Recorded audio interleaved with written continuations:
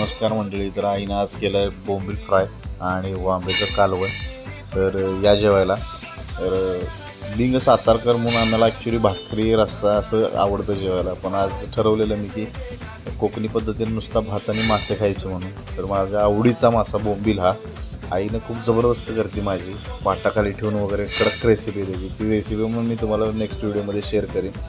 आणि असेच माझे छोटेसे छानसे व्हिडिओ जर बघायचे असतील आणि थोडंसं प्रोत्साहित करायचं असेल तर मला प्लीज माझ्या या व्हिडिओला लाईक शेअर सबस्क्राईब करा.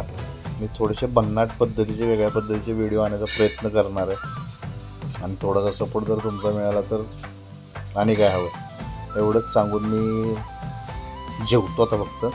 आणि भेटूयात नेक्स्ट ब्लॉगमध्ये व्हिडिओमध्ये. तर बाय बाय. मस्त झालं वाम आणि बोंबील जबरदस्त कडक.